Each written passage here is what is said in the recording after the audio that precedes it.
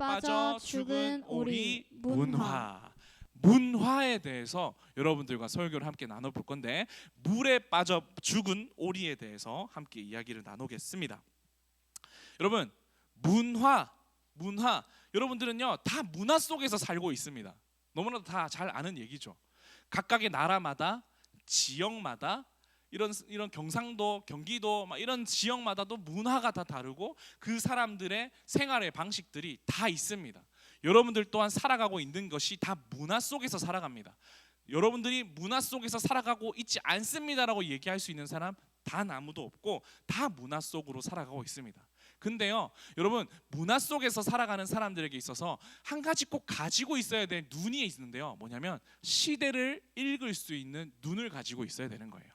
이 문화가 어떻게 만들어졌고 이 문화가 어떤 영향을 주는지, 이 문화의 의미가 뭔지를 볼 수 있는 눈이 있는 사람과 눈이 없는 사람은 그 문화를 바르게 즐기고 바르게 경계하는 것들이 있어서 확실한 선이 있겠죠. 우리 중등부 친구들이 갖추어야 할 눈이 바로 이 문화를 읽는 눈이 분명하게 있어야 된다라는 거예요. 우리 그것을 기독교 세계관 속에 뭐라고 얘기를 하냐면, 그것을 기독교 세계관, 기독교 가치관이라는 것으로 우리가 함께 이야기를 합니다. 어려운 말도 그런 말을 하죠. 곧 다른 거 아닙니다. 기독교 관점으로 문화를 볼 수 있는 눈, 하나님의 뜻으로 볼 수 있는 눈을 가지고 있어야지 그 문화에 우리가 영향을 받고 안 받고를 결정할 수 있다라는 거죠. 이 기독교 세계관에 정말로 유명하게 공부하시고 우리에게 알려주시는 교수님이 한 분 계시더라고요. 양승훈 교수님이 계신데, 사실 이 물에 빠져 죽은 이 오리라는 게 이 양승훈 교수님의 기독교 세계관, 기독교 안경에 대한, 눈에 대한 도서의 제목입니다. 근데 전사님이 그것을 지금 인용하면서 가지고 온 거죠. 이 책을 보니까 재미있는 이야기가 있더라고요. 물에 빠져 죽은 오리, 실제로 이 사람이 어떤 이야기를 들려주냐면요, 이 교수님이 동생이 한 명 있었어요. 동생이 한 명 있었는데 이 동생이 일을 하다가 일이 좀 잘 안 풀렸나 봐. 그래가지고 일산에 있는 자동차 부품 회사로 이직을 하면서 일을 하게 됐어요. 근데 이게 아까 말했다시피 이게 승진을 하고 잘 돼서 일산으로 가게 된 게 아니라 좀 안 좋게 돼서 이제 잘리다시피 좌천되어서 일산으로 가게 된 그런, 지금 이 동생이 그런 위기에 처인 상황이었어요. 자기가 가고 싶지 않은 곳에서 일을 하고 있다 보니까 이 사람의 기분이 어떻겠어요? 기분이 별로 안 좋았겠죠. 짜증나, 내가 여기 있을 사람이 아닌데 이러면서 그렇게 있었겠죠. 그러다 보니까 이제 할 일도 많지 않고 이렇게 닌기적 열정도 없으니까 이렇게 힘없이 이렇게 있으니까 문득 주변에 있는 여러 가지 도구들과 물건을 보면서 이 사람이 뭘 만들었냐면, 할 짓이 없어서 이걸 만들었대요. 수영장을 만들었대요. 조그만한 수영장을 만들었다고 합니다. 그래서 이 수영장을 만들면서 그냥 수영장을 만든 게 아니라 내 눈물과 내 아픔과 슬픔을 여기에다가 담아야 되겠다. 그래가지고 그냥 수영장 한번 만들어 보신 거예요. 그래갖고 어디에 이렇게 공간을 만들고 그 공간에 물을 채우면서 이제 자기 스스로를 그냥 그걸로 위로 삼으려고 한 거겠죠. 근데 이제 좀 그 수영장을 만들고 나니까 좀 적적한 거예요. 허전한 거예요. 그래서 수영장에 뭔가 좀 이렇게 생기발랄한 게 있었으면 좋겠는데 생각하면서 실제로 시장에 가가지고 천둥오리를 샀습니다.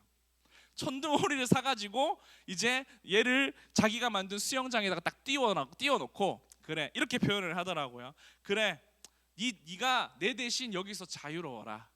네가 내 대신 여기서 마음껏 물놀이 하면서 놀아라 하면서 천둥오리를 풀어놨다고 합니다. 그리고 퇴근했어요. 그리고 퇴근하고 다음날 출근했는데 대박 사건이 벌어졌습니다. 오리가 물에 빠져서 죽었습니다. 여러분, 이게 말이 됩니까? 오리가 물에 빠져서 죽는다니. 이 사람이 놀랐어요. 아니, 오리가 어떻게 물에 빠져 죽어? 이상하잖아요. 그래서 이 오리가 불량인가 보다 싶어가지고 이 오리를 판 사람을 찾아갔습니다. 찾아가서 멱살 잡고 물었대요. 아니, 이렇게 수영도 못하고 뜨지도 않는 이 오리를 저한테 팔면 어떡합니까? 얘는 병든 오리인 것 같습니다 라면서 이렇게 했대요. 그랬는데 이 주인장이 뭐라고 얘기하냐면, 전사님들 이런 게 있구나 깜짝 놀랐어요. 이렇게 얘기를 하는 거예요. 당신은 몰라도 너무 모르는 거 아닙니까? 그 오리는 양계장에서부터 부화해서 키운 오리입니다. 그러므로 이 오리는 수영을 배운 적이 없습니다. 대박. 이 오리도 수영을 배워야 된다라는 거죠. 근데 양계장에서만 자라다 보니까 엄마가 수영을 가르쳐 준 적이 없는 거예요. 더불어서 아기 때부터 그 사람이 얘기해요. 어릴 때부터 물 속에 들어가는 것들을 많이 해야 깃털에서 기름이 생긴다라는 거예요. 여러분 그거 알아요? 오리는요 그 깃털에 기름이 분비되어야지 뜰 수 있대요. 그래서 그 기름이 있어야지 수영을 잘할 수 있는데 아기 때부터 물에 들어가지 않다 보니까 이 오리는 기름이 없는 거예요. 그러다 보니까 이 오리는 정말로 수영을 잘할 수밖에 없는 오리지만 양계장에서 태어났다 보니까 아예 수영할 수 있는 능력이 이 오리에게 없었던 거죠. 그래서 우리가 이렇게 당연히 생각하죠. 오리는 분명히 수영 잘할 거야, 물에 떠다녀야지라고 생각하는데 지금 이 웃긴 상황이 벌어졌다라는 거예요. 선생님 이 얘기를 왜 길게 여러분에게 들려주냐면요, 기독교인들이 세상을 살아가는 모습들이 이 오리랑 닮았다라고 책에서 지적해 주는 거예요. 더 쉽게 얘기하면요, 세상은 물이라고 생각해 보세요. 세상은 물인데 하나님께서 세상을 물로 만드셨는데 그러면 우리를 천둥오리로 만드셨을 텐데 우리가 그 오리에 하나님께서 그 오리를 만드실 때 수영을 못하게 만들었을까? 아니면 수영을 잘할 수 있게 만들었을까? 잘할 수 있게 만들었겠죠. 잘할 수 있게 만들었는데 이 오리는요 양계장에서 태어나가지고 자기가 어떤 존재인지도 모르면서 그렇게 살다 보니까 수영을 못해서 죽을 수밖에 없었던 거죠. 우리도 마찬가지라는 거예요.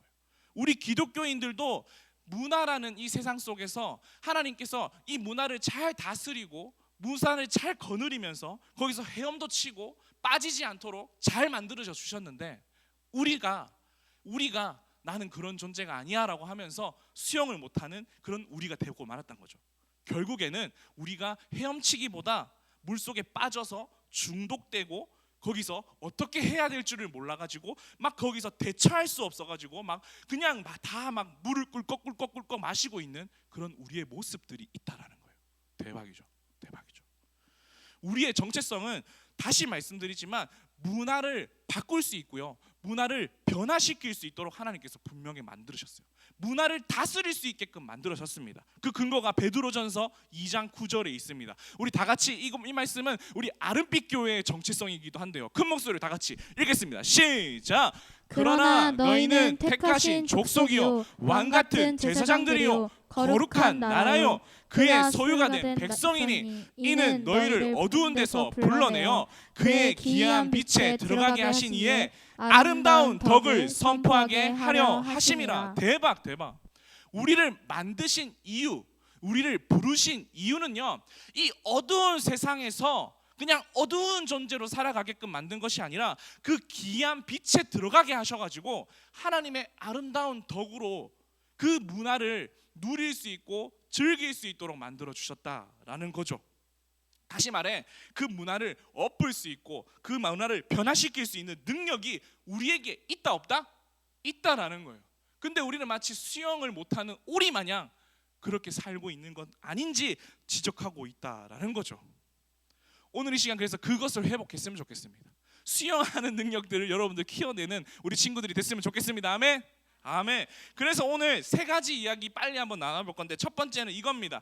우리가 세상 문화 속에서 이 세상 문화 물 속에서 빠지지 않고 사는 방법. 첫 번째 큰 목소리 읽어봅시다. 시작. 모든 생활이 하나님 앞에서 예배이다. 네, 우리의 모든 생활이 하나님 앞에서 예배다라고 얘기를 하는 겁니다. 이거 너무나도 중요한 포인트인데 오늘 본문이었던 이 로마서에 있는 이 2장의 말씀 전에 1장과 12장에 있는 말씀 전에 1장과 11장에는요 약간 바울이 굉장히 딱딱한 이야기를 많이 합니다.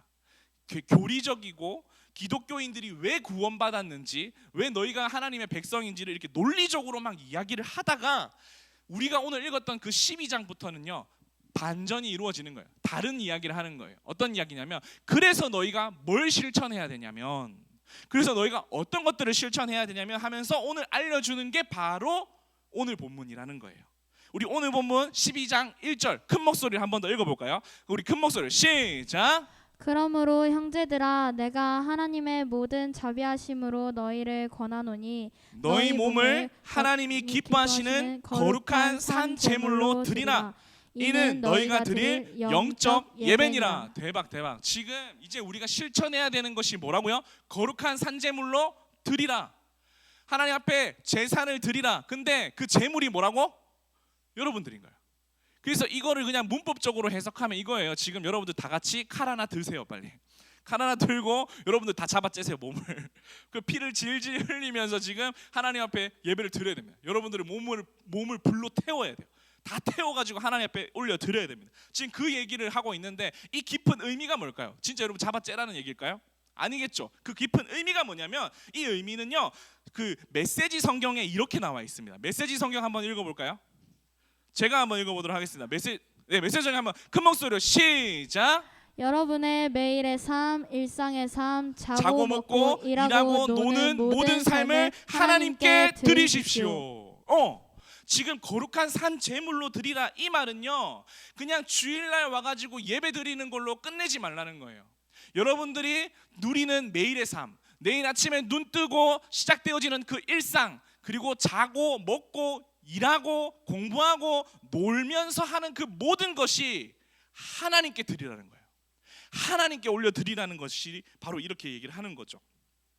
우리 문화 가운데 속에서 우리를 빠져 죽게 하고 이런 만드는 이 모든 것들 속에서 우리는요, 하나님 앞에 드릴 수 있는 우리가 되어야 되는데, 우리의 마음 가운데 두 가지 마음이 있는 거예요. 항상 우리의 마음은 어때요? 예배 때만 드리는 거예요.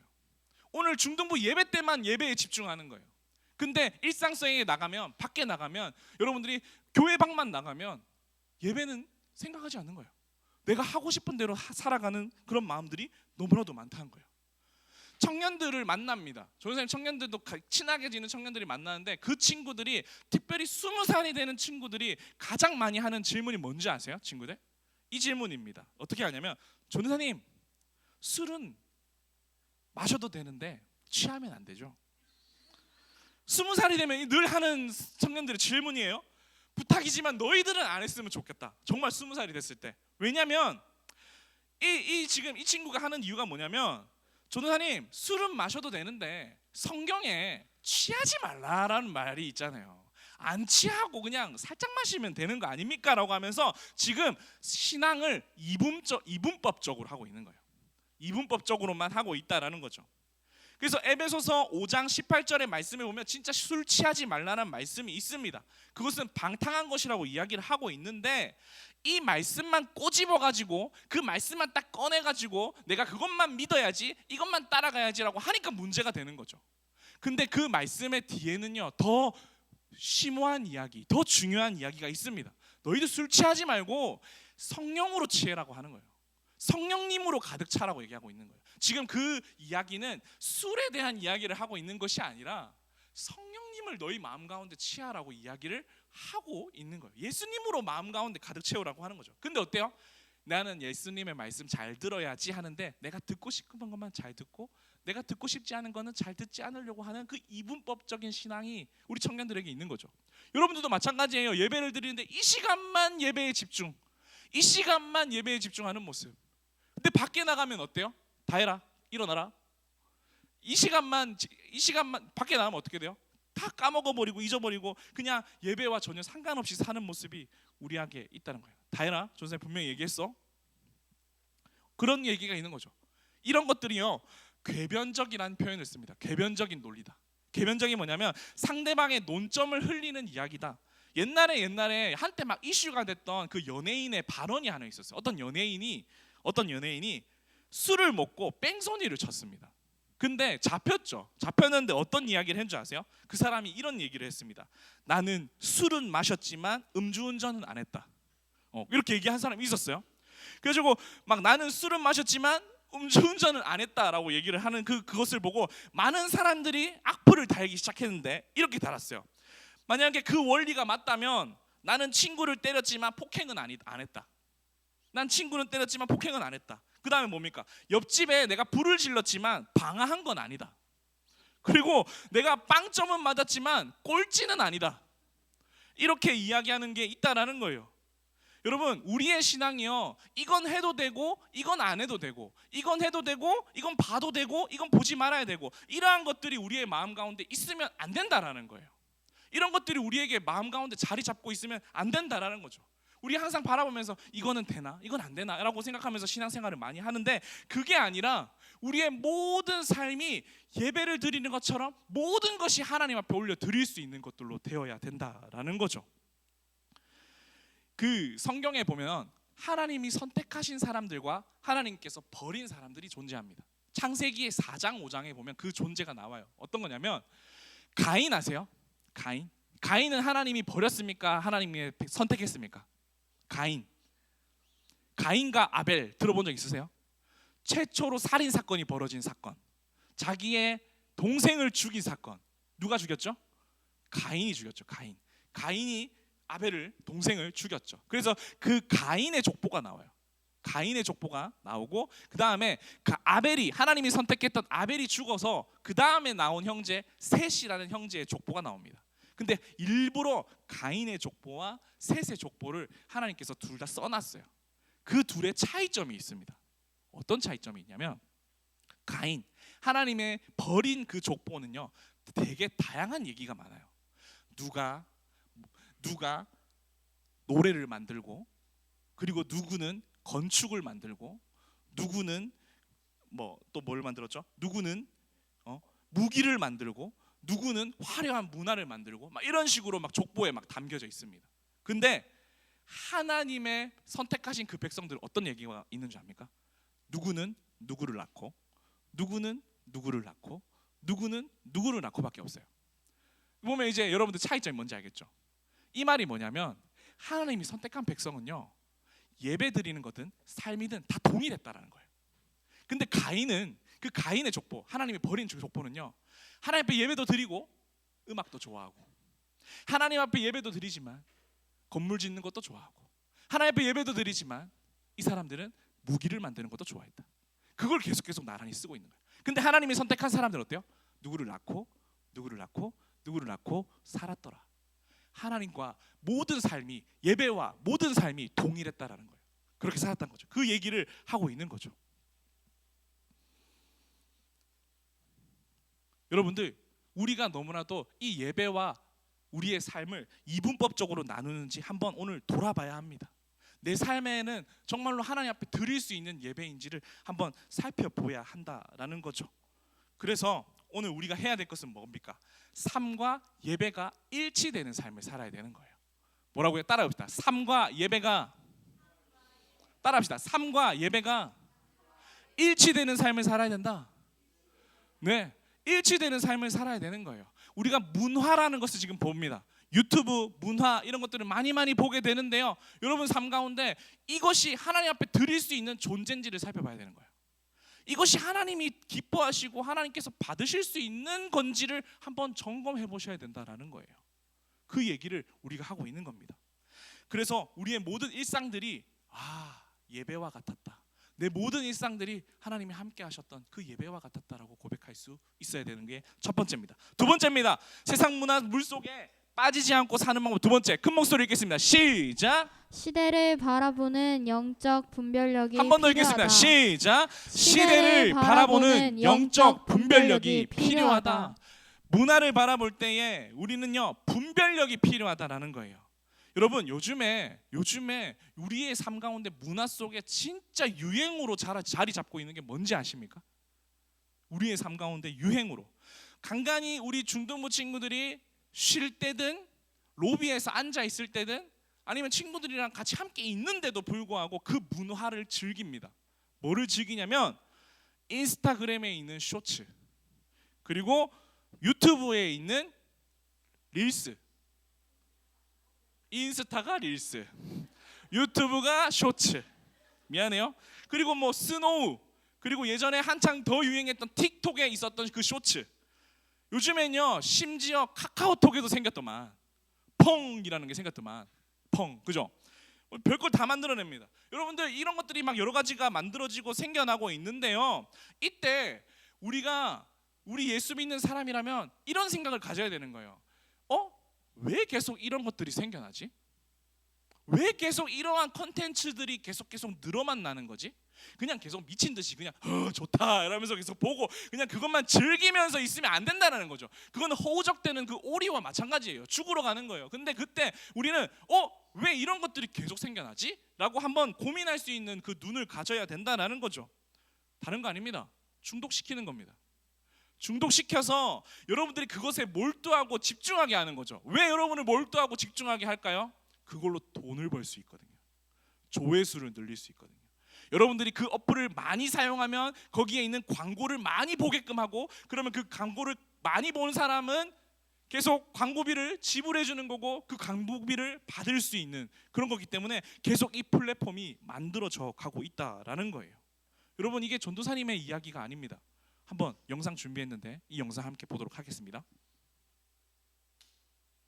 안녕하세요, 닥터 프렌즈입니다. 네, 오늘은 서울 아산병원 정의원 교수님과 함께 좀 이야기를 하고 있는데요. 사람들이 요새 유튜브의 쇼츠, 그리고 뭐 틱톡, 인스타 릴스 이런 거 엄청 많이 봐요. 그리고 저도 이제 쇼츠나 이런 거 보다 보면 정말 막 20분, 30분씩 지나 있고요. 이제 정말 어떤 느낌까지 들었냐면은 다른 게 재미가 없어요. 정신 차리면 막 몇십 분이 흘러 있고 또 보고 싶다는 생각이 들고요. 자기 전에 누워서 좀 이런 것들을 보고 너무 자극적이라는 생각이 들어서 굉장히 끊기 힘들다라는 느낌이 들었는데, 이런 쇼츠나 릴스, 뭐 틱톡을 볼 때 이게 우리가 도대체 어떤 영향을 끼치는 건지 좀 교수님께 여쭙고 싶어서 오늘 이렇게 컨텐츠 준비했습니다. 결론적으로는 네.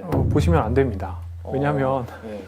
이런 것들을 만들 때 엔지니어들이 네. 사람의 도파민을 최대한 뽑아낼 수 있는 방향으로 A/B 테스트를 무한히 반복해서 가장 효과적으로 중독을 시킬 수 있는 인터페이스가 살아남습니다. 그리고 그 인터페이스들이 또 경쟁에 경쟁을 거듭합니다. 예를 들어서 넷플릭스보다 유튜브가 더 짧고 자극적인 게 많았고, 그리고 유튜브보다 틱톡이 훨씬 더 짧고 자극적인 게 많았고, 이제 그 틱톡이 이제 올라오니까 유튜브는 이제 쇼츠를 만들고 이제 인스타그램은 릴스를 만들었다고 해요. 그러니까 어떻게 하면 사람들이 더 오래 체류를 하게 만들고 또 광고를 보게 만들기 위해서 계속 이제 R&D를 하는 거죠. 그리고 이런 R&D를 하기 위한 또 심리학 하는 박사님들, 또 엔지니어들이 이제 또 같이 일을 하고 계시기 때문에 일반인은 당해낼 재간이 없는 거죠. 근데 이런 것들은 결론적으로는 사람이 더 빠르게 더 또 도파민을 얻을 수 있는 어떤 합성 마약이랑 굉장히 비슷한 겁니다. 이게 다음번에 어떤 영상이 나올지 모르니까 저는 진짜 어떻게 느꼈냐면, 와, 이거 약간 룰렛 돌리는 것 같다. 근데 슬롯 머신이랑 비슷한 네. 거죠. 재미없는 거 몇 번 나오다가 어떤 거는 정말 재밌게 제가 한 뭐 1분씩 빠져 있을 수 있는 영상들이 나오거든요. 근데 그거랑 똑같은 거를 이제 모든 사람들이 어플리케이션에서 이제 계속 볼 수 있게 만들어 놓은 건데, 말하자면 자연 환경 속에서는 경험할 수 없는 정도의 어마어마한 자극을 아주 짧은 시간에 주는 거고, 그냥 합성 마약이라고 생각을 하시면 됩니다. 이제 사람들은 일반적인 일상생활은 흑백처럼 느껴지고 아무런 느낌을 받지 못해요. 쇼츠나 이런 것들을 보다 보면 그런 뇌가 되는 겁니다. 금세. 그러다 보면 정상적인 것들에 집중을 하기가 어려운 사람이 되고, 불필요한데 그렇게 시간을 이제 많이 쓰게 되는 것이죠. 네, 전문가가 이야기하는 거예요. 쇼츠나 영상을 보면요, 마약을 하는 거랑 똑같대요. 마약했을 때 도파민이 팍 분비되면서 그 도파민으로 인해서 기분이 좋아지는 것들이 있죠. 쇼츠가 지금 그런 역할을 감당하는 거예요. 짧은 영상을 보면서, 자극적인 영상을 보면서 그것이 갑자기 내 눈에 확 들어오고 너무나도 자극적일 때 도파민이 팍 분비되면서 기분이 좋아지고 막 그렇게 하면서 그것이 중독된다는 거죠. 여러분 다 알잖아요. 이거 한번 보게 되면 어떻게 돼요? 10분, 20분, 30분, 1시간, 2시간, 많은 청년들이요 출근하기 전까지 보게 되기도 한대요. 여러분들도 학교 가기 전까지 본 사람 아마 있을걸요? 학교에서 자고 막. 이게 그만큼 위험하다는 거예요. 그러면서 도박에 대한 이야기하죠. 도박을 돌릴 때 룰렛을 돌립니다. 룰렛을 탁 돌려가지고 당첨됐을 때 기쁘죠. 그때 도파민이 막 발생하죠. 그 당첨되는 것을 느끼고 싶어가지고 계속 룰렛을 돌리죠.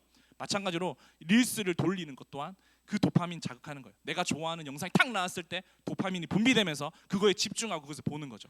근데 그거에 대한 문제가 뭐예요? 그게 대한 문제. 내 삶이 재미없어지는 거예요. 내가 지금 우리 교회에서 함께 이야기 나누는 이 시간이 재미가 없는 거예요. 설교 듣고 이야기 나누는 이 시간도 관심도 없어지는 거예요. 왜요? 도파민이 분비가 안 되거든요. 사실요, 이거 뒤에 영상에 뭐라 나오냐면 도파민이라는 것은요 우리에게 분비가 되어야 하는 요소입니다. 근데 어쩔 때 분비가 되어야 되냐면 힘들게 고생해서 어떤 걸 성취했을 때, 모험을 떠나고 그 모험에서 그 어떤 결과물을 성취했을 때, 여행을 가서 힘들게 시간을 보내서 거기서 어떠한 좋은 결과를 얻었을 때 그때 도파민이 나와서 그때 만족감을 해야 되는데, 요즘에는 빨리빨리 도파민을 흡수하는 것에 있어서 너무나도 길들여져 있는 거예요. 그래서 시간이 길고 전도사님의 말씀이 길면은 도파민이 분비가 늦으니까 관심이 없는 거죠. 관심이 안 가는 거예요. 같이 서로 친구들이랑 얘기하는 것 또한 관심이 없어지고 재미없어지고 하는 게 뭐예요? 순간적인 도파민을 우리가 더 추구하고 있기 때문에 그렇다라는 거예요. 그러니까 관심이 없는 거예요. 그러니 핸드폰만 보고 싶은 거예요. 그러니 저기 앉아가지고 본다라는 거예요. 우리 중등부 친구들이 공부 열심히 하고 쉬는 시간에 이거 본다면서요. 쉴 때 이거 본다면서요. 그래서 부모님한테 이렇게 얘기한다면, 쉬는데 이거 보면 뭐 어때? 근데 이거는요, 쉴 때 이거 보면 안 됩니다. 쉴 때 이거 보는 순간 여러분은요, 잘 쉬고 있는 게 아니에요. 중독되어져 가고 있는 거죠. 전도사님이요, 단순히 여러분들 컴퓨터 게임 하면 안 됩니다. 컴퓨터 게임 뭐 나쁜 겁니다. 동영상 그런 거 좋은 거 봐야 됩니다. 그런 것들 봐야 됩니다. 이거에 대해서 지금 꼰대처럼 이야기하고 싶은 것이 아니에요. 여러분들 진짜 우리의 삶 가운데 지금 유행으로 다가오고 그걸 사람들이 열광하고 그런 것들이 막 너무 멋있어 보이고 좋아 보이는 것들에 있어서 여러분들은요, 어떤 눈을 가져야 된다? 이게 지금 무슨 일이야? 이게 지금 도대체 어떻게 흘러가고 있는 거야? 이게 지금 우리에게 뭔 문제지? 전도사님도 사실은 이 영상을 제가 검색해서 찾은 겁니다. 누가 알려준 게 아니에요. 왜냐하면 전도사님도 릴스를 보는데 1시간, 2시간이 어느 순간 스쳐 가 있는 나를 봤어요. 뭐지? 이거 장난 아닌데? 이거 뭔가 문제 있는 것 같은데? 이거에 대한 연구 결과가 없나? 그러면서 찾아본 거예요. 봤더니 이런 거예요. 이거 우리 애들한테 알려줘야 되겠다. 알게 된 거죠. 그러면서 전도사님은 이게 큰 문제라는 걸 알기 때문에 릴스 같은 것들을 안 보려고 애쓰고 노력하고 있는 거죠. 우리 친구들 조심해야 됩니다. 도파민에 중독돼 버리면요, 일상이 재미가 없어요. 함께 나누는 이 시간 동안 여러분 재미없어져요. 큰 문제가 된다라는 거죠. 마약에 취해지는 것들이 있다라는 거죠. 여러분, 우리는요, 잘 보고 잘 본받아야 됩니다. 성경은요, 늘 본받아라고 하는 대상이 있습니다. 꼭 보고 봐야 할 것들이 있다라는 거예요. 보고 닮아야 되는 것들이 있다는 거예요. 한결같이 뭐라고 얘기하는 거예요? 뭐를 닮아라고 얘기하는지 아세요? 따라합시다. 예수님 말고 닮아라고 하는 경우가 없습니다. 근데 닮지 말라라고 얘기하고 있는 게요, 뭐가 있어요? 닮지 말라. 세상을 본받지 말라라고 하는 거예요. 세상에 일어나는 일들, 세상에서 말하는 것들을 똑같이 따라하고 그것을 본받지 말라라고 분명하게 경고를 하고 있는 거예요. 왜 그럴까요? 우리는 세상을 너무 좋아하는 거예요. 도파민을 너무 좋아하는 거예요. 그게 나쁜 건지도 모르고 그냥 막 취해버리는 우리가 막 있다라는 거예요. 옛날에는 요즘에 이런 얘기를 많이 합니다. 이거 개인 취향입니다. 개취 존중해줘야죠. 이러면서 이거 내 취향입니다. 그리고 이거는 제 MBTI 제 성향입니다. 개똥입니다. 그것이 아니라 여러분들이 기억해야 될 게 뭐냐면 영적 전쟁이라는 거예요. 뭐라고요? 영적 전쟁. 여러분들을 심취하게 만들고 여러분들의 마음을 빼앗기고자 하는 힘이 있다라는 거예요. 보이지 않는 힘이 있다라는 거예요. 분명히 우리는요, 하나님을 바라보고 하나님의 뜻을 우리가 마음에 새기면서 살아가야 하는데, 하나님을 보지 못하게 하고 나를 다른 것에 보게 하고 다른 것으로 내가 더 심취하게 하는 그 보이지 않는 힘들이 있다라는 거예요. 남자애들 롤 겁나 좋아하죠. 롤이든 뭐 총게임이든 게임 진짜 좋아하죠. 게임이 개인 취향인 것 같습니까? 아닙니다. 여러분들을 끌어당기는 영적인 힘이 있는 거예요. 하나님과 멀어지게 하려고 하는 그 힘이, 보이지 않는 힘들이 있기 때문이에요. 여러분 한번 자기를 점검해 보세요. 전사님이 이거 생각한 거예요. 뭐냐면 게임을 겁나 좋아하고 게임을 중독되어져 있는데 동시에 하나님 좋아하는 사람 봤어요? 연예인을 겁나 좋아하고 열광해. 근데 하나님도 열광하고 있는 사람 본 적 있냐고요? 아니에요. 세상에 심취해져 있고 세상에 떠내려가고 있는 사람들의 공통점은요, 하나님을 싫어합니다. 하나님을 인정하고 싶지 않아요. 왜요? 영적인 문제이기 때문이에요. 영적인 문제가 있기 때문이에요. 눈에 보이지 않는 그 힘이 있기 때문에 여러분들이 경계하셔야 된다라는 거예요. 예수님께서 성경에서 늘 뭐를 본받아라고 얘기합니까? 예수님을 본받아라고 하는 거예요. 세상을 본받으면 안 된다라는 거죠. 그래서 분별하면서 가야 된다라는 거예요. 어떻게 분별해야 될까요? 어떻게 분별할까요? 따라합시다. 하나님의 뜻으로 생각해야 된다. 네, 하나님의 뜻이 있는 건지, 이게 하나님의 뜻인지, 지금 이 릴스 보고 있는 게, 우리가 게임을 하는 게 이게 하나님의 뜻인지 아닌지를 우리가 생각하고 분별을 해야 된다라는 거죠. 여러분, 하나님의 뜻이 뭘까요? 우리 친구들 중에 아마 좀 기도 좀 할 줄 안다는 친구들은요, 하나님 뜻을 알려주세요라고 기도할 거예요. 그때 여러분, 하나님 무슨 뜻 알려주십니까? 우리 임원단 친구들, 우리 회장님, 하나님 뜻이 뭐죠? 하나님의 뜻이 뭡니까? 하나님 뜻이 뭘까요? 너무나도 막연하게 생각했던 것들이 많죠. 우리가 힘든 일이 있었을 때 하나님 저 위로해 주세요, 제 마음 가운데 평강해 주세요, 이런 것도 하나님의 뜻일 수 있겠지만요, 분명하게 하나님의 뜻은 있습니다. 바로 데살로니가 전서 5장 16절입니다. 하나님의 뜻입니다. 함께 읽겠습니다. 시작. 항상 기뻐하라. 쉬지 말고 기도하라. 범사에 감사하라. 이것이 그리스도 예수 안에서 너희를 향하신 하나님의 뜻이라. 하나님의 뜻은 항상 기뻐하고 쉬지 말고 기도하고 범사에 감사하라고 이렇게 요청하고 계신데, 여러분, 이 얘기를 들으면 뭔가 따분하게 느껴지죠. 근데 그런 의미가 아닙니다. 전사님이 해석해 줄게요. 뭐냐면요, 여러분들 게임하는 거 있죠. 부모님 몰래 게임하고 부모님 몰래 야동 보고 순간은 기쁠 수 있지만 나중에는 어떻게 됩니까? 조마조마해집니다. 들킬까봐 두렵습니다. 막 이런 것들을 하면서 막 점점 무서워집니다. 큰일 나면 어떡하지? 엄마한테 혼나면 어떡하지? 이것들이 생기는 거죠. 근데요, 하나님의 뜻은요, 무언가 했을 때, 봤을 때 그런 두려움이나 조바심이나 그러한 것들이 생기지 않는다라는 거예요. 기쁘다라는 거예요. 만약 여러분들이 하는 일들이 진짜 모두가 기뻐하는 일이라면 하나님의 뜻입니다. 그게 하나님의 뜻인 거예요. 감사는 뭐겠어요? 기도는 뭐겠어요? 기도, 여러분들이 무언가를 봅니다. 무언가를 여러분들이 느낍니다. 무언가를 읽습니다. 근데 그 가운데 여러분들이 내가 하나님을 찾고 하나님 앞에 기도해야 되겠다는 마음이 든다. 그거는 하나님의 뜻인 겁니다. 그건 하나님이 봐도 되는 겁니다.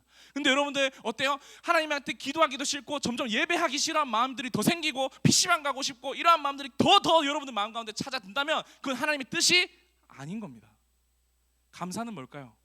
감사도 이런 겁니다. 여러분들이 누군가에게 베풉니다. 여러분들 때로는 손해 볼 때 있죠. 여러분들 누군가에 손해 보여야 될 때 있는데, 누군가를 베풀면서 손해 보는데 내 마음 가운데 보람이 됩니다. 그리고 감사가 됩니다. 손해는 보지만 내 마음 가운데 보람이 되고 감사가 찾아옵니다. 이거는요, 하나님의 뜻인 겁니다. 우리가 무언가를 봤을 때, 무언가를 했을 때 기쁨이 있고 하나님 앞에 기도하고 싶은 마음이 생기고 하나님을 찾고 싶고 하나님 앞에 감사를 돌리고 싶다. 그거는요, 하나님의 뜻인 겁니다. 반대로 이러한 것들이 느껴지지 않는 것들이라면 하나님이 절대로 기뻐하지 않는 것들이라는 거죠. 분별력은 이렇게 보는 겁니다. 내가 지금 하고 있는 일이 진짜 기쁨인가? 내가 하고 있는 일이 하나님 앞에 기도하게 되는 일인가? 내가 하는 일이 감사할 수 있는 일인가? 보게 되는 거죠. 분별은 이렇게 하는다라는 것을 여러분들에게 알려줍니다. 세상 문화 가운데 휩쓸리지 않고 통찰력을 여러분들이 통찰력으로 분별해서 세상의 그 기준에서 휩쓸리지 않고 물속에 빠지는 오리가 되지 않기를 소망합니다. 아멘. 아멘. 함께 옆에 있는 친구에게 고백합시다. 함께 분별하자. 아직까지 그 도파민에 심취해 있는 친구 있습니까 혹시? 정신 바짝 차리시기를 바랍니다. 마지막 세 번째입니다. 빨리 하고 마치도록 하겠습니다. 세 번째, 큰 목소리 읽겠습니다. 세상 문화 물속에 빠지지 않고 사는 법. 세 번째, 시작. 예수님의 능력으로 문화를 변화시키는 사람이 되라. 예수님의 능력으로 문화를 변화시키는 사람이 되자라는 거예요. 아까 전에 우리가 그런 얘기했었죠. 이분법적인 얘기했었죠. 뭡니까? 이거는 해도 되고 이거는 안 해도 되고 이거는 해야 되나 말아야 되나. 근데 사실은 여러분 말합니다. 이런 얘기만 하고 있는 사람은요, 하수예요. 하수. 이거는 해야 되는 건가 눈치 보고, 이거는 하지 말아야 되는 건가 눈치 보고, 이거는 하수들이 하는 거예요. 근데 하나님은 아까 제일 서두에 전도사님이 말했던 것처럼 하나님은요, 여러분들을 어두운 데서 불러내서 밝은 빛으로 아름다운 덕을 이루는 게 하나님 목표죠. 여러분들이 문화를 새롭게 만들어가는 존재가 되어야 된다라는 거죠. 예수님의 문화, 예수님이 기뻐하시는 그 문화를 우리가 만들어 나가는 친구들이 되어야 된다라는 거예요. 전도사님이 아이유만큼 노래를 많이 듣는 음악이 하나 있습니다. 뭐냐면 바로 이 친구들입니다. 따단 악동 뮤지션. 이 친구들입니다. 이 친구들이 이제 그 가수가 딱 데뷔하게 되면서 진짜 가요계의 판도가 저는 많이 바뀌었다고 생각이 들어요. 왜 많이 바뀌었냐면 예전에는 얼굴이 좀 잘생기고 키도 크고 예쁘고 막 좀 벗어야 되고 막 그런 것들이 있어야 인기가 많았는데 얘네들을 보면 참 희한합니다. 말랐는데 눈은 좀 덜 뜬 것 같고 그리고 뭔가 갖춰 입었는데 좀 부담스럽고 이런 마음이 듭니다. 근데 어때요? 이 사람들이 부르는 노래가 너무 좋은 거예요. 너무 매력적인 거예요. 너무 매력적이고 막 이 친구들의 그 선한 매력이 그런 순수한 매력이 느껴지는 거예요. 그래서 요즘에 이 친구들의 노래들이 정말로 폭발적입니다. 옛날에 우리가 한창 유행했던 노래는 막 번호 주세요라는 노래, 막 밤에 시간 있어요, 막 이런 노래, 아니면 뭡니까 뭐 나 오늘 집에 혼자 있어 이런 노래 막 그리고 또 뭐예요? 뭐 너랑 함께 잠자리를 갖겠어 막 이런 노래가 많이 있었다면 얘네들 노래는 좀 특이해요. 다리 꼬지 마. 그리고 라면인 건가요? 그리고 어릴 적 꿈에 나온 다이너솔. 그리고 이런 것들이 이제 있는 거죠. 근데 사람들이 기가 막히게 이런 것들에 있어서 열광을 합니다. 저는요 얘네들이 가요계를 좀 깨끗하게 만드는 건 아닌가 이런 생각을 하면서 얘네들 노래를 정말로 많이 듣게 됩니다. 듣고 있으면 참 마음이 차분해지고 좋더라고요. 그러면서 전사님은 이러한 친구들이 정말로 하나님의 뜻을 이루면서 새로운 문화를 만들어 나가는 친구라고 생각합니다. 여러분 그거 아셨나요? 얘네들 선교사님의 자녀입니다. 몽골 선교사님의 자녀들이에요. 몽골에서 선교하시는 분들의 자녀인 거죠. 그래서 몽골에서 선교하는 부모님을 보면서 얘네들이 자란 거예요. 저는요 우리가 이러한 역할을 감당해야 된다 생각해요. 우리 친구들이 가지고 있는 달란트와 우리 친구들이 가지고 있는 그 하나님이 주신 그 귀한 보물들로 새로운 문화를 만들어 나가는 친구들이 되어야 된다라는 거예요. 세상을 변화시킬 수 있는 친구들이 되어야 된다라는 거예요. 하나님께서 우리를 구원하신 이유는요 세상의 그 물속에 우리를 퐁당 빠뜨려 가지고 허우적거리게 만드셨다는 것은 절대 아니라는 것을 기억하시기 바랍니다. 하나님께서 문화도 만드시고 우리를 만드신 이유는 그 문화 속에서 헤엄도 잘 치고 헤엄치는 것뿐만 아니라 그 물을 막 압도하고 막 뿐만 아니라 그 물을 오히려 변화시킬 수 있는 그런 우리가 되어주기를 하나님께서 원하시고 부르셨다라는 겁니다. 그래서 2절에 오늘 본문 2절에 이렇게 말씀합니다. 함께 우리 읽어보겠습니다. 시작. 너희는 이 세대를 본받지 말고 오직 마음을 새롭게 함으로 변화를 받아 하나님의 선하시고 기뻐하시고 온전하신 뜻이 무엇인지를 분별하도록 하라. 분별하라고 하는 거죠. 근데 분별 속에 전제가 있어요. 전제. 어떤 전제? 노란색 글씨만 읽어볼까요? 시작. 마음을 새롭게 함으로 변화를 받아. 중요한 건요 변화를 받아야 돼요. 변화를 받아. 우리의 마음을 새롭게 하는 그 변화가 있어야 된다라는 거예요. 이 변화가 뭐겠으면 결국엔 이거예요. 옛날에는요 예전에 내가 예수님을 잘 몰랐을 때는요 내가 하고 싶은 대로 내가 원하는 대로 그냥 마냥 즐거우면 좋은 거 마냥 돈이 좋은 거 좋은 대학 가는 거 좋은 거 이런 것들이 내 옛날 모습인 거예요.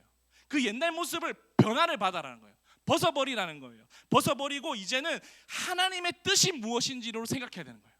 하나님이 뭘 원하시지? 하나님이 뜻이 무엇이지?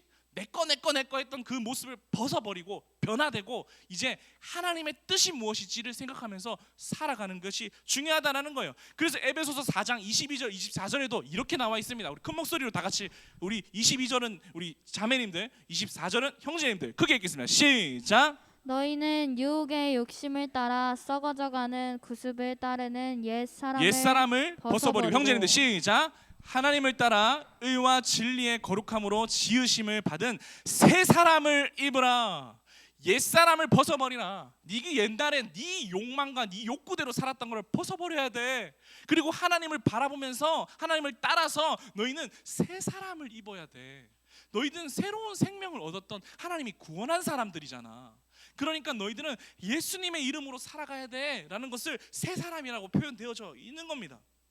우리에게 하나님이 요청하시는 건요 여러분들 늘 하나님을 바라보면서 세상에 계속 그 옛날 옷을 입고 옛날에 우리가 버렸던 것들을 입고 살아가는 것이 아니라 우리에게 새 사람을 입고 변화된 삶의 모습으로 살아가라고 요청을 하고 있는 거죠. 우리 친구들 이 땅에 살아갈 때 변화된 모습으로 살아가시기를 바랍니다. 수련회 때만 반짝 변했다가 그때 이제 게임 지워보겠다고 막 롤 탈퇴하겠다고 하랑아 우리 탈퇴했는데 다시 아이디 가입하고 막 그런 것들이 우리 너무나도 많았지 않습니까? 그게 왜 그런 거 알아요? 옛날 옷을 다시 주섬주섬 입는 거예요. 그때는 우리가 어떻게 해야 돼요? 하나님을 따라 예수님을 바라보는 거, 그리고 이 세상을 예수님의 시각으로 바라보는 거, 하나님의 뜻을 바라보는 거, 이것이 진짜 기쁜 일인지, 이것이 하나님을 찾게 되는 일인지, 이것이 더 감사가 넘치는 일인지를 볼 수 있는 친구들이 되어야 된다라는 겁니다. 말씀의 결론을 맺도록 하겠습니다. 문화 설교가 이렇게 될 수밖에 없더라고요, 여러분들. 문화 설교는 이럴 수밖에 없어요. 여러분들의 실천적인 이야기를 할 수밖에 없습니다. 자, 여러분들 결론 맺겠습니다. 옛날에 있었던 어떤 중요한 인물을 한 명 소개하고 마칠까 하는데요. 영국에 굉장히 선한 영향력을 끼쳤던 한 사람이 있습니다. 좋은 문화를 흘려보낸 사람이죠. 어떤 사람이냐면요, 존 웨슬리라는 사람이에요. 존 웨슬리. 이 사람이 영국에서 예수님을 정말 아름답게 전하고 타락했던 그 지역을 정말로 예수님의 복음으로 살려냈던 그런 일들을 하게 됐습니다. 최고의 영성가입니다. 당시에 로버트 사웃이라는 사람이 이 존 웨슬리를 보고 이렇게 얘기를 했대요. 이 사람의 영향력은 수백 년 갈 것이다. 오, 대박. 이 사람의 영향력은 수백 년 갈 것이다. 단순히 그냥 우리가 주일날 예배드리고 전도사님의 영향력이 끝나는 그런 삶이 아니라 이 사람의 영향력은 수백 년 갈 것이다 라고 얘기를 했대요. 그래서 실질적인 얘기가 있는데 무슨 얘기냐면, 웨슬리가 영국에서 이 부흥을 일으킨 다음에 100년이라는 세월이 흘렀어요. 100년이 세월이 흘렀어요. 그 다음에 그 100년이 그 웨슬리가 살았던 그 지역에 어떤 한 부자가 찾아왔습니다. 부자가 찾아와서 이 부자가 그 마을에 들어갔는데 이 마을에 아무것도 없는 거예요. 나이트 클럽도 없고 술집도 없고 담배를 파는 곳도 없고 마약을 파는 곳도 없고 길거리가 그냥 너무 깨끗한 거예요. 너무 깨끗한 거예요. 그래서 이 사람이 좀 난 오랜만에 이 지역에 놀러 왔으니까 술도 마시고 좀 이런 거 좀 해보고 싶은 마음이 들었던 거 아니겠어요? 그래서 막 술가게를 찾는데 찾아도 술가게가 없는 거예요. 그래서 이렇게 찾고 있는데 어떤 한 농부가, 일을 하고 있던 농부가 그 부자를 한심하게 쳐다보면서 이렇게 얘기를 했다고 합니다. 뭐라고 얘기했냐면 딱 한마디 했대요. 100년 전쯤에 웨슬리라는 사람이 이 동네를 지나갔습니다. 다시 읽을게요. 100년 전쯤에 웨슬리라는 사람이 이 동네를 지나갔습니다. 이게 무슨 말일까요? 이 웨슬리가 이 동네에 100년 전에 와서 이 지역이 변화돼서 지금까지 그 영향력이 흘러가고 있다라고 얘기를 하고 있는 거죠. 제가 이 얘기를 들으면서 전사님 눈물이 왈칵 나고 제 가슴이 뜨거워졌어요. 어떻게 하나님 앞에 기도하게 됐냐면, 나를 통해서 우리 중등부가 한 100년은 정말 깨끗한 공동체가 되었으면 좋겠다는 생각이 드는 거죠. 뿐만 아니라 전사님 더불어서 어떻게 기도하게 되겠어요? 우리 중등부 친구들을 통해서 이 많은 이 동백 지역에 술집이 넘쳐나는, 이 음란함이 넘쳐나는 이 지역에 우리가 존재함으로써, 우리가 함께 하나님을 신뢰하고 잘 믿음으로써 청소년의 문화가 바뀌어지는 일들이 있었으면 좋겠어요. 나중에 후배들이 돌아왔을 때, 야, 샤이니 중등부는 뭔가 다른데? 뭐가 왜 이렇게 달라 보이지? 왜 더 행복하게 보이지? 왜 더 여기서는 더 따뜻한 것 같지? 그때 예전에 다혜리가 있었어. 예전에 여기에 우찬이가 있었어. 우리 샤이니 중등부가 있었어. 그렇게 돼서 정말로 이 세상에 이 우리 지역에 하나님의 문화를 만들어 나가는 귀한 친구들이 됐으면 좋겠습니다. 그래서 오늘 여러분들 공과 시간에 공과 안 할 거예요. 지난주 때도 공과 안 했잖아요. 대신에 새로운 걸 좀 할 건데 재밌는 걸 할 겁니다. 첫 번째는요, 여러분들 마음 가운데 전사님 설교 들으면서 큰 문제구나라고 깨달았던 친구 있다면 우리 반 친구들이랑 미디어 금식을 한번 계획을 세워보세요. 전사님 이거 여러분들 억지로 시키고 싶지 않아요. 자원하는 친구, 심각한 걸 좀 알겠다 싶은 친구, 그리고 미디어 금식이라 해서 그거에 국한하지 마시고 내 삶을 쭉 돌아보는 거예요. 근데 미디어만큼 나를 얽매우고 나를 중독에 빠지는 게 있으면 그거 금식하면 되는 거예요. 그거 금식하면 되는 거예요. 그래서 선생님한테 얘기하는 거예요. 선생님, 저는 요날 며칠 날 핸드폰 잠깐 꺼놓겠습니다. 하루 동안 핸드폰 하지 않겠습니다. 아니면 요즘에 여러분들 그래도 카톡 정도는 이렇게 부모님이랑 소통해야 된다면 카톡만 하고 일단 어플들 다 잠그겠습니다. 그렇게 한번 여러분들 계획을 세워보십시오. 두 번째입니다. 두 번째는 뭐냐면 좀 재밌는 거 할 겁니다. 새로운 문화를 한번 우리 함께 만들어 봅시다. 새로운 문화를 한번 만들어 봅시다. 어떤 문화겠어요? 하나님이 기뻐하시는 문화를 우리 중등부 안에서 만들어 봅시다. 여러분 반 안에서 한번 만들어 보자는 거예요. 그래서 존사님은 그 생각했어요. 존사님 어떤 거 생각이냐면 김다함의 나를 만들자. 이게 나를 위한 말이 아니라 무슨 말이냐면 우리 반에 있는 친구 중에 한 명을 선택하는 거예요. 선택해서 예를 들어서 혜민이라면 혜민이의 나를 만드는 거예요. 혜민이의 나를 만들어서 혜민이가 어떤 말만 하면 박수 쳐주는 거야. 와! 이러면서 막 혜민이가 개그를 했어. 그러면 막 안 웃겨도 웃어주고 막. 그리고 혜민이가 오늘 우리 뭐 하자 하면 무조건 해주는 거야. 토달지 않고 해주는 거야. 그리고 혜민이가 오늘 뭐 먹자 하면 알러지가 있어도 먹는 거예요. 농담이고 그만큼 그 친구를 세워주고 칭찬해주고 그 친구의 모든 것들을 맞춰주는 그걸 한번 해보자. 그런 문화는 존사님이 생각한 거고 여러분들의 창의성을 발견해서 적었으면 좋겠어요. 그래서 공모전을 할 겁니다. 공모전을 해서 여러분들이 반에서 제일 좋은 아이디어를 하나를 고르셔가지고 저기 게시판에다가 다 붙여낼 거예요. 다음 주에. 그래서 여러분들이 쭉 어떤 문화들을 만들어냈는지 보고 마음에 드는 걸 스티커를 붙이게 할 겁니다. 스티커를 붙여서 가장 많이 붙여진 그 반에게 전사님이 큰 선물을 하도록 하겠습니다. 알겠죠? 알겠죠? 그래서 계속 지금 막 도파민에 심취해서 지금 이 일상은 재미없고 빨리 릴스나 보고 싶은 친구들은 회개하십시오. 지금 이 순간을 더 집중하시고 하셔야 됩니다. 아시겠죠? 네, 그래서 그렇게 하는 우리 친구들이 됐으면 좋겠습니다. 아멘. 아멘. 시간이 많이 지났으니까 전사님 기도하고 오늘 예배를 마치도록 하겠습니다.